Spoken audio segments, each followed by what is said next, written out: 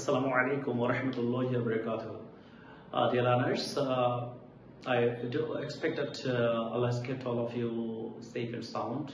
Alhamdulillah, I am pretty okay by His grace. প্রিয় শিক্ষার্থীবৃন্দ, আমি আশা রাখি আপনারা মহান আল্লাহর অশেষ মেহেরবানিতে সুস্থ আছেন, ভালো আছেন. Dear learners, in grammar, there are so many topics which we need to discuss. আমাদের বিভিন্ন গুরুত্বপূর্ণ নিয়ম আছে যেগুলো গ্রামারে আলোচনা করতে হয়. In my grammar classes, I have discussed many grammatical terms. আমি গ্রামার ক্লাসগুলোতে অনেক গ্রামার আলোচনা করেছি.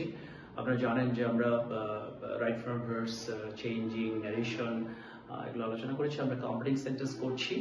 Complex sentences, there is a great number of rules in complex sentences. অসংখ্য নিয়ম আছে যেগুলো আমরা প্রত্যেকটা ক্লাসে ভালো মতো শিখবো ইনশাআল্লাহ. ডিটেইলস আমরা will try to discuss this in details. আমরা বিস্তারিত আলোচনা করব. এগুলোর মধ্যে ফ্রেজের ব্যবহার, প্রবাদের ব্যবহার, অনেক কিছু আছে. আমরা এগুলো ব্যবহার শিখছি. আমরা কন্ডিশন শিখেছি, ইফের নিয়ম, লিস্টের নিয়ম, সিন্সের নিয়ম, তারপর রিলেটিভ প্রোনাউনের ব্যবহার, আমরা দ্যাটের ব্যবহারটা শিখেছি.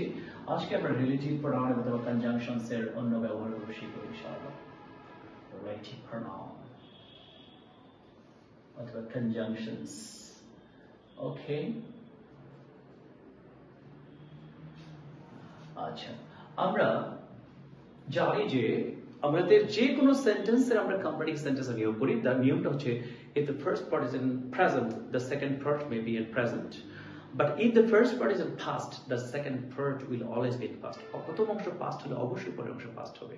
প্রেজেন্টের যে কোনো টেন্স হতে পারে, সাধারণত প্রেজেন্টই হয়, কিন্তু past হলে অবশ্যই past হবে. আমরা লিখলাম যে আমাদের কমপ্লেক্স সেন্টেন্স এরকম আছে, the man who loves his country,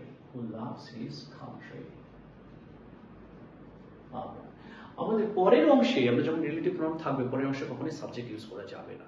the man who loves his country আমরা লিখতে পারবো না যে হি ইজ আ প্যাট্রিয়ট. আমাদেরকে লিখতে হবে ইজ কল্ড এ প্যাট্রিয়ট অথবা ইজ আ প্যাট্রিয়ট. এর অর্থ কি? যে লোক দেশকে ভালোবাসে সে দেশপ্রেমিক. যে লোক দেশকে ভালোবাসে সে দেশপ্রেমিক. ওকে, আমরা এটাকে আরো আমরা লিখলাম যে প্রথমে দেয়া আছে এরকম যে ওয়াজ কস্টলি, প্রথমে গ্যাপ দেয়া আছে.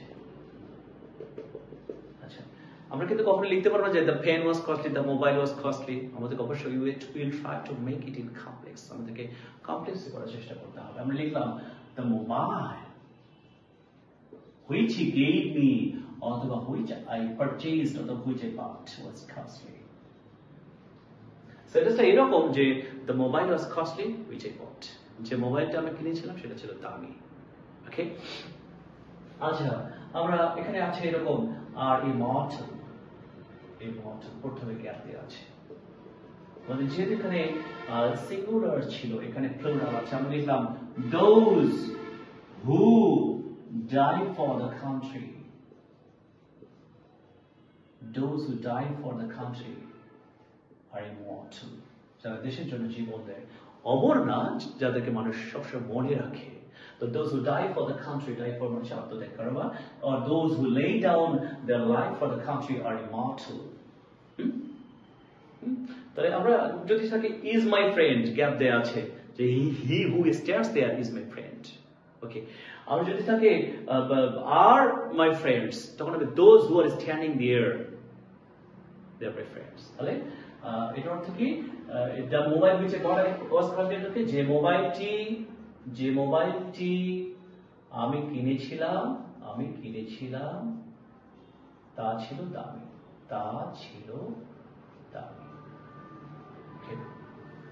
যারা দেশের জন্য আত্মত্যাগ করে অথবা জীবন দেয়, তারা অমর.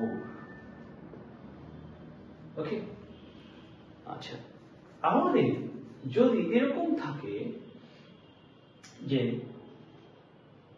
who he is, প্রথমে গ্যাপ দেয়া আছে, আমাদেরকে অবশ্যই খেয়াল করতে হবে যে আমাদের পরের অংশ কখনো ইন্ট্রোগেটিভ হবে না। The first part may be interrogative but the second part will never be interrogative. পরের অংশ কখনো ইন্ট্রোগেটিভ হবে না। তাহলে আমরা এটা কি লিখতে পারি, যেহেতু ফুল স্টপ আছে লিখলাম যে I don't know who is or nobody knows, সে কেউ জানে না সে কে। যদি এটা এরকম থাকতো যে who he is, যদি প্রশ্নবোধক চিহ্ন থাকে তখন আমরা লিখতে হবে do you know who is, তুমি কি জানো সে কে। আমি লিখলাম যে when he will arrive, আমাদের যদি প্রশ্নবোধক চিহ্ন থাকে আমরা লিখলাম যে can you tell me, can you tell when he will arrive, আর যদি এখানে ফুল স্টপ থাকবে I cannot tell but nobody can tell when he will arrive।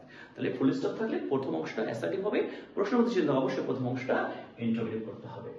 So এরকম রিলেটিভ প্রোনাউনের অসংখ্য ব্যবহার আছে। হ্যাঁ, আমরা আমাদের যদি থাকে এরকম যে where he lives, আমরা যদি থাকে তাহলে লিখলাম যে I don't know, হ্যাঁ, বা I cannot say where he lives। এটা যদি আমাদের where he lives এর পর শেষে প্রশ্নবোধক চিহ্ন থাকে do you know where he lives। আচ্ছা, আমরা যদি লিখি যে দেখলাম the boy who stands there, আমরা কি লিখবো is my friend, যে ছেলেটি দাঁড়িয়ে সে আমার বন্ধু। আর যদি হয় those who stand there তখন হবে are my friends। এই যে এরকম রিলেটিভ প্রোনাউন আমরা অসংখ্য রিলেটিভ প্রোনাউন কনজাংশন ব্যবহার করে আমাদের কম্পারেটিভ সেন্টেন্স আমরা প্রকাশ করতে পারি। কিন্তু খেয়াল করতে হবে যদি দুইটা ক্লোজ থাকে পরের অংশ কখনোই ইন্ট্রোগেটিভ হবে না, প্রথমটা ইন্ট্রোগেটিভ হবে, পরেরটা কখনোই ইন্ট্রোগেটিভ হবে না। প্রশ্নবোধক চিহ্ন থাকলে অবশ্যই ফার্স্ট পার্টটা আমাদেরকে ইন্ট্রোগেটিভ করতে হবে।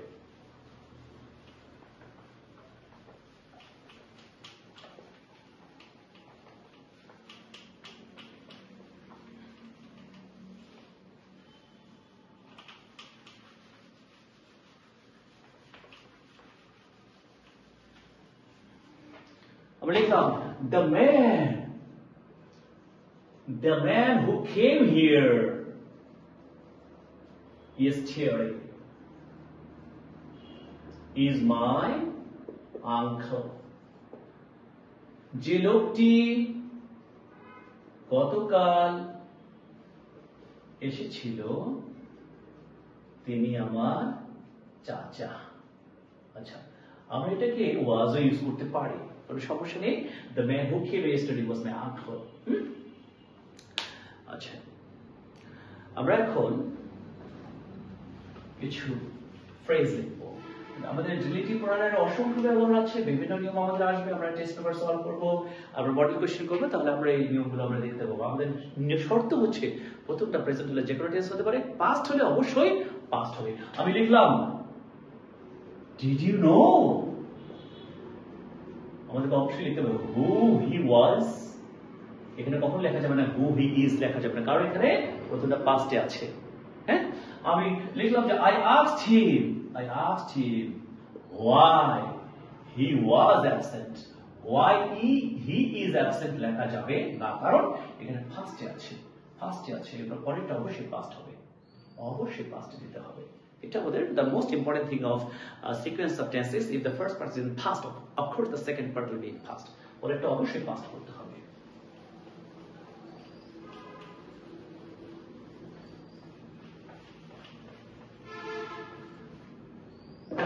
ফ্রেজ লিখবো। আমরা জানি যে হোয়াট নট এটা অর্থ হচ্ছে আরো কত কি, আমি বললাম যে I bought a pen, a pencil, a laptop and what not. আমি বই কিনলাম, পেন্সিল কিনলাম, পেন কিনলাম, আরো কত কি।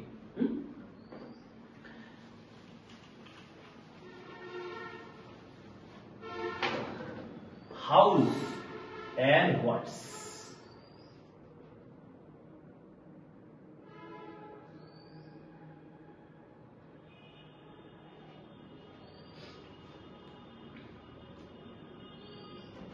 আমরা হোয়াট নট লিখলাম যে আরো কত কি, আমরা নাথিং এলস আর কিছু না। আর এনিথিং এলস, আর কিছু? হ্যাঁ, আচ্ছা, আমরা জানি যে অল বাট মানে হচ্ছে প্রায়, এনিথিং বাট এটা মানেও প্রায়, আর হাউজ এন্ড ওয়ার্ডস মানে হচ্ছে, হাউজ এন্ড ওয়ার্ডস হচ্ছে কারণ ও ফলাফল, কারণ ও ফলাফল। হোয়াট নট আরো কত কি, নাথিং হচ্ছে আর কিছু না, অল বাট এনিথিং হচ্ছে প্রায়, আর হাউজ হচ্ছে কারণ ও ফলাফল।